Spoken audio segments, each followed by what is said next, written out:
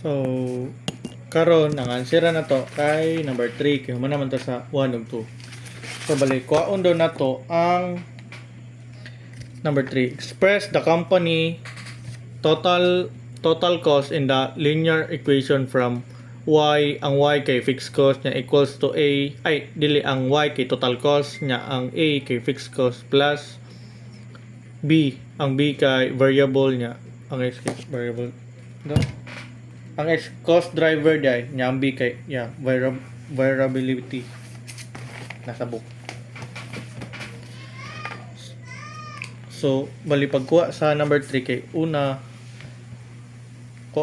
kuan ra na to ang mga cost gud ato ganina, machine per hour niya paghuman una to kay kuha na to tong 1.3 katong answer sa number 1 nga, ay dili answer sa number 1, machine per hour sa number 1 nga 1.3 nya kuha na to ang tong answer sa number 2 kay number 2 kay third, di ba ang 32 kay y equals 30 plus 1.08x katokuha na to i-bring down na to, ay kuha na to plus 1.08x.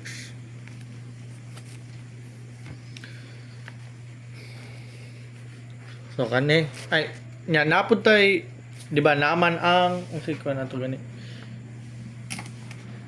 ang katong fixed cost nga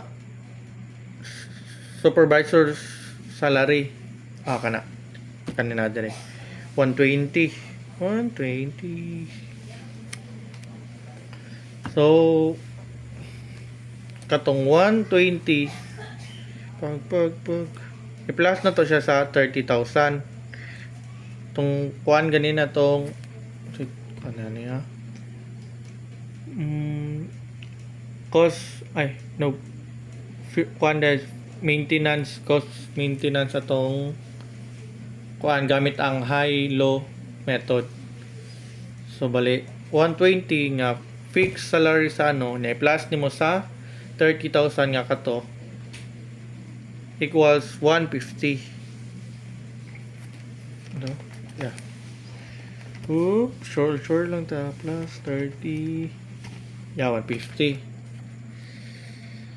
Dayon katong cost pod nga per hour katong 1.3 per hour plus to nimo tong per hour sa number 2 nga 1.08. So bali mahimo na siya karong equals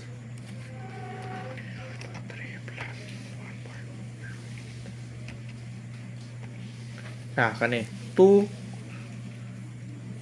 decimal na 38. So 2.38. So muna ang itong bx na to ay ang b na to. So ang answer karon ani kay katong y nga total cost equals karon 150 na kay katong 120 plus 30,000. So 150 bug plus katong answer na to ron nga 2.38 dos niya 0.38x. So mo na ang answer na to sa number 3. Ay double rule panitanan, double rule na to number 2, number 3,